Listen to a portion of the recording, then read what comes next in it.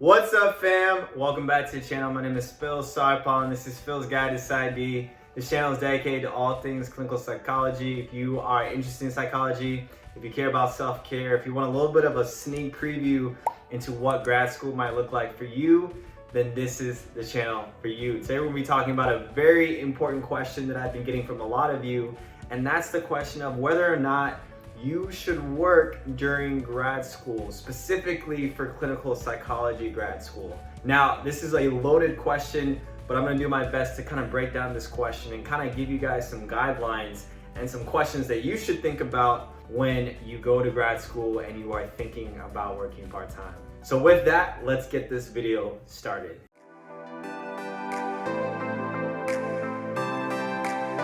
Now, I've done some videos before in the past about clinical psychology and what to expect, but I'll definitely make sure to link down some videos so that you guys can check out. But essentially, the first year is probably the best year that you could work a part-time job. But in short, clinical psychology school can be hard. The first year might be a little bit easier to do it because you're not having to worry about your clinical practicum sites.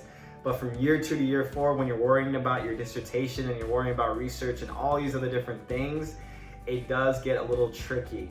Now, what's important about this is that if you have the right type of job, in other words, if you have a job that gives you flexible hours and flexible times and days, then this is definitely manageable in grad school.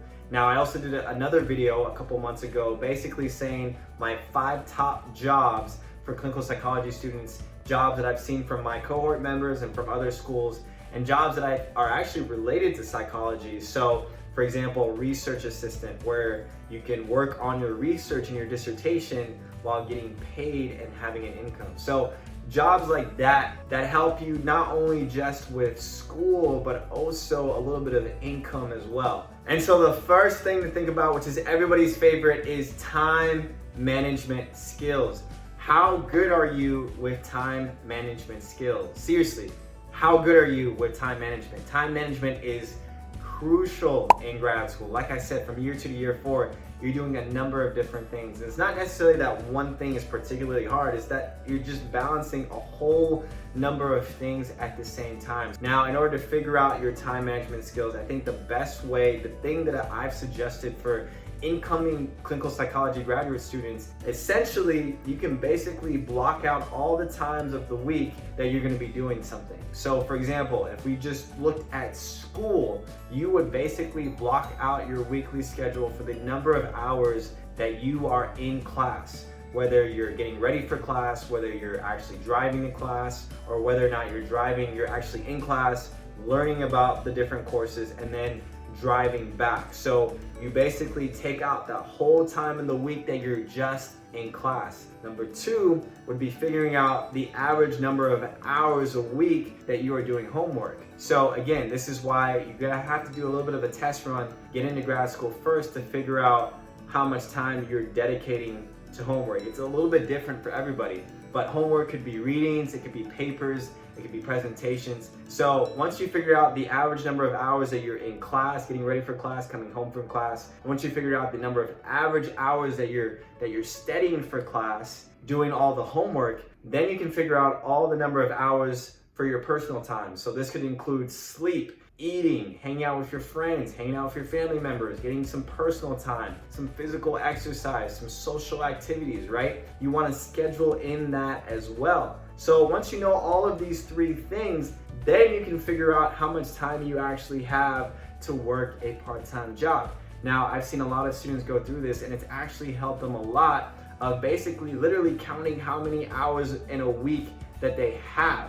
When you think about how many hours in a week that you have, it's actually a lot of hours in the week, right?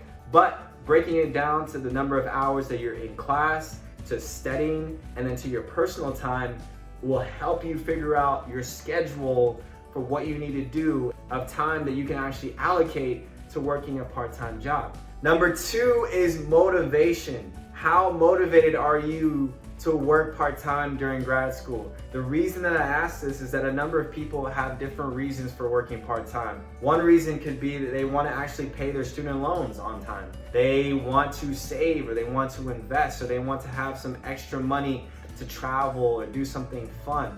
There's a number of different motivations that people have for working part-time. And if you can figure out your motivation and the reason that you are working a part-time job, I think that will help you for when you have so many different activities that you have to do.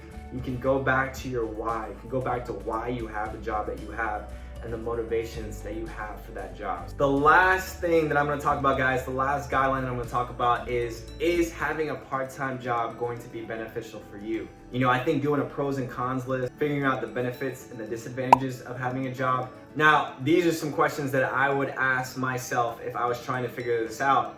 I would ask myself, is getting a part-time job going to be beneficial for my physical health? Is it gonna be beneficial for my sleep, for my nutrition, right? Is having a part-time job along with school going to be of benefit for my physical health? Now, the other thing is the same thing with mental health. Will having a part-time job affect my mental health? Will it affect my stress levels, my anxiety? And then of course, the last thing is it gonna benefit my spiritual health? Is it gonna be beneficial for the long-term goal that I have of not just being a clinical psychologist, but also working while in grad school? I think you'll help yourself find an answer that is going to be unique and best for you.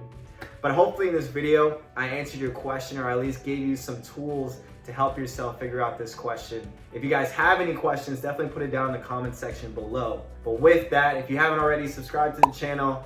I will see you guys in the next video.